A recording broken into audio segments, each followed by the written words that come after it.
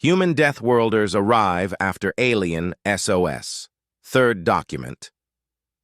The Kythera fleet closed distance with predatory precision, their ships spread in a formation designed to prevent any chance of escape. War Master Sektar commanded from the bridge of his flagship, Soul Render, a massive dreadnought that had participated in the destruction of 17 civilizations over the past 3 centuries. "Target the human vessel's engines first," Sektar ordered his weapons master. "I want them crippled, but not destroyed. The Deathworlders will watch their precious civilians die slowly before we grant them the mercy of death." But as the Kythera ships closed to weapons range, something unexpected appeared on their sensors. The human destroyer, rather than attempting to flee or positioning itself defensively, was accelerating directly toward the center of their formation. "War Master," reported the tactical officer, his voice uncertain, "the human ship appears to be charging our position." Sektar's multiple eyes focused on the tactical display. The Retribution was indeed accelerating toward them, but its weapons remained dark. "They seek a glorious death in battle. Pathetic! Open fire on my command!" Aboard the Retribution, Captain Chen watched the range counter tick down as her ship raced toward certain destruction. But she wasn't watching the Kythera fleet.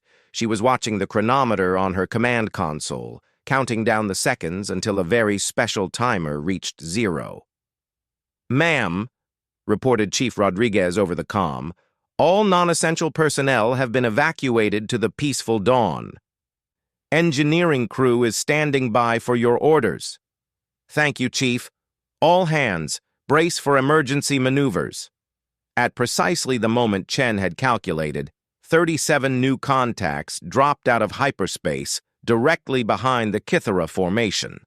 But these weren't reinforcements. They were something far worse for the raiders. "War Master!" screamed the Kythera sensor operator. "Multiple hyperspace emergencies! Unknown ships approaching from our rear!" Sektar spun toward the tactical display and felt something he had never experienced in 200 years of warfare. Fear. The ships emerging from hyperspace bore the insignia of the Galactic Defense Coalition, a mutual defense pact that included over 40 species from across the galaxy. At the head of the fleet was the GCS Unity, a massive battlecruiser commanded by Admiral Corvesh of the Altarian Republic. Flanking it were ships from a dozen different species: the crystalline vessels of the Zalani Defense Force, the organic bioships of the Verdanian Collective, and the geometric perfection of Centauri Federation dreadnoughts. But what made Sektar's blood turn cold wasn't the size of the fleet, it was the lead ship. The Unity was broadcasting human tactical frequencies, and its weapons signatures matched Earth technology. "This is Admiral Corvesh of the Coalition Defense Fleet," came the transmission across all frequencies. "Kythera vessels, you are in violation of the Galactic Non-Aggression Pact and are hereby ordered to surrender immediately." Sektar's mind raced. The Coalition had never responded this quickly to a raid before. How had they assembled a fleet this size without his intelligence network detecting it? The answer came from an unexpected source. Fleet Commander Veltar of the Peaceful Dawn opened a channel to the Kythera flagship. "War Master Sektar, this is Commander Veltar. Perhaps you are unaware that my ship carries the Crown Princess Ashale and 47 members of the Zalani Royal Academy. When we sent our distress call, it was not merely a plea for help. It was a formal invocation of the Coalition Defense Treaty." Sektar's tactical display suddenly made terrifying sense. Every ship in the Coalition fleet was armed with weapons designed or improved by human engineers. The galaxy's peaceful species had learned to defend themselves by adopting human military technology and doctrine.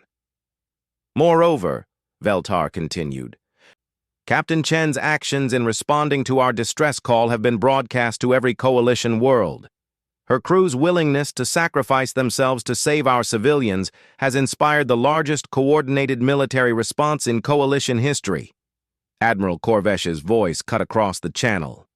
"War Master, You now face the combined might of 42 worlds united in defense of peaceful exploration and civilian protection.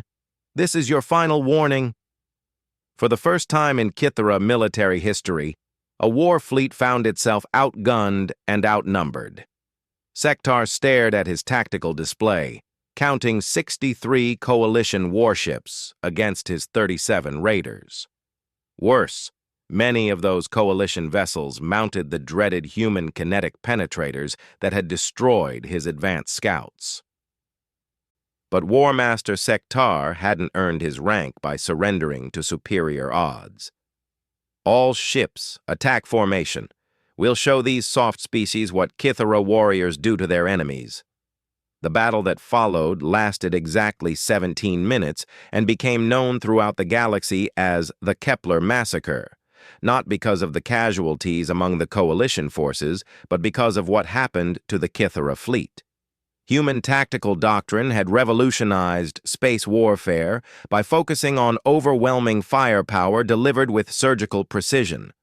The coalition fleet opened fire in coordinated volleys that lit up the darkness of space like a violent sunrise. Kinetic penetrators traveling at relativistic speeds punched through Kythera armor as if it were made of paper, while plasma cannons and missile barrages overwhelmed their point defenses. Captain Chen watched from the bridge of the Retribution as the Kythera formation disintegrated under the coalition assault. Her communications officer was coordinating with Admiral Corvesh's tactical team, providing real-time intelligence on Kythera ship capabilities and weaknesses. "Captain," reported Lieutenant Webb, "Admiral Corvesh is requesting permission to come aboard. He wants to meet the woman who started a galactic war." Chen raised an eyebrow. "I started a galactic war?" "Ma'am, according to the Admiral, your decision to defend the Peaceful Dawn triggered automatic coalition defense protocols. When you engaged the first Kythera raider, it was legally considered an attack on a coalition protectorate. Every member species was obligated to respond." Chen stared at the tactical display where the last Kythera ships were either surrendering or being systematically destroyed by coalition forces. "I was just trying to save some civilians." "Yes, ma'am. That's exactly what impressed them." An hour later, Chen found herself in the Peaceful Dawn's main conference room, surrounded by representatives from dozens of species. Admiral Corvesh was a towering Altarian with blue-scaled skin and 4 arms, each of which seemed to move independently as he gestured while speaking. "Captain Chen," Corvesh began, his translator rendering his words in perfect English, "your actions have fundamentally changed the balance of power in this sector. The Kythera have raided civilian targets for centuries because they knew individual species lacked the will or capability to stop them. With respect, Admiral, I didn't change anything. I just responded to a distress call." "Precisely."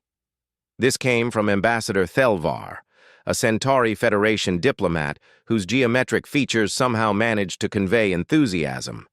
For the first time, a military vessel sacrificed tactical advantage to protect civilians of another species. Your crew disabled your own weapons to maintain life support for strangers. Fleet Commander Veltar leaned forward from across the conference table.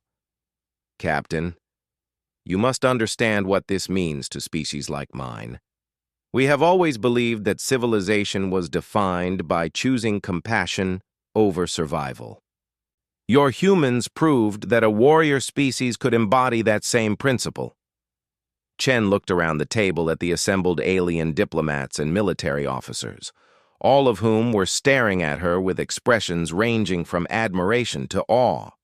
"I still don't understand what the big deal is. Any decent person would have done the same thing." "But that's exactly the point," Admiral Corvesh replied. "Most species consider themselves decent, but when faced with impossible odds, they choose survival over principle. Your crew chose principle over survival, and that choice saved 46,000 lives while simultaneously ending the Kythera threat permanently." Ambassador Thelvar activated a holographic display showing star charts of the local sector. The surviving Kythera ships have requested asylum with the Coalition in exchange for information about other raider fleets. Their military power has been broken, and their survivors want to abandon their predatory culture. More importantly, added Veltar, Princess Ashale has formally proposed that the Coalition establish a joint military academy on the human homeworld. She believes that other species need to learn from human tactical innovation and moral philosophy. Chen felt a chill run down her spine. You want to turn Earth into a military training center? Not just military, Corvesh corrected. We want to learn how your species combines warrior efficiency with protective instincts, how you balance the capacity for violence with unwavering compassion. The conference continued for several hours. But Chen's mind kept returning to her bridge crew, who were currently working alongside Zalani engineers to repair both ships. They had faced impossible odds without complaint, risked everything for strangers, and somehow managed to trigger a galaxy-wide shift in military doctrine. When the formal meetings ended, Chen found herself alone on the observation deck with Princess Ashale, a young Zalani noble whose large eyes held wisdom far beyond her apparent age. Captain Chen, the princess said in her musical voice, I wanted to thank you personally for what you and your crew have done. Your Highness, we were just doing our job. No, Ashale replied firmly. Your job was to eliminate the raiders threatening our ship. Instead, you chose to risk everything to save our lives. That choice will echo across the galaxy for generations. Chen stared out at the stars where Coalition ships were now escorting captured Kythera vessels toward processing centers. Princess, can I ask you something? Why was it so important that we stayed? Other species must have faced similar situations. Ashale was quiet for a long moment. Captain, most civilizations in the galaxy evolved on worlds that were relatively stable and peaceful.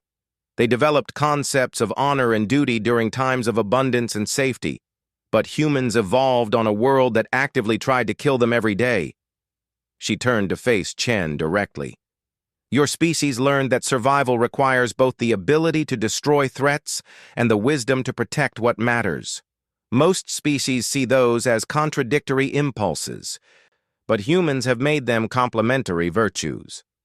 Chen nodded slowly. So what happens now? Now, said Princess Ashale with a smile that somehow conveyed both innocence and ancient wisdom, the galaxy learns what it really means to be protected by Deathworlders. 6 months later, Captain Chen received a transmission while patrolling the Outer Rim with the newly expanded Coalition fleet. The message was from Earth Command, specifically from Admiral Stone. Sarah, his holographic image said with a mixture of exasperation and pride, I'm pleased to inform you that you've been promoted to Admiral and given command of the Coalition Integration Project. Apparently, 42 alien species think you're some kind of tactical genius. Chen smiled at her old mentor's expression. Sir, about my insubordination during the Zalani incident. What insubordination? Stone's expression was carefully neutral. According to our records, you followed standing orders to protect Coalition civilian vessels under Article 7 of the Galactic Defense Treaty. Sir, that treaty wasn't ratified until 3 months after the incident. Stone's grin was predatory. Admiral Chen, one of the first things you'll learn about galactic politics is that sometimes history needs a little editing. Your actions retroactively justify the Coalition's most aggressive expansion of mutual defense protocols in their history. The transmission ended with Stone's laughter still echoing through the bridge.